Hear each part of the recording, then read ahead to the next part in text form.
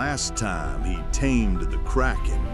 Now the furball's facing something hotter. They said the mountain was angry, burning everything in sight. But this little fella, he just walked up like it was a gnat spark. He didn't bring a bucket of water, just pure persuasion.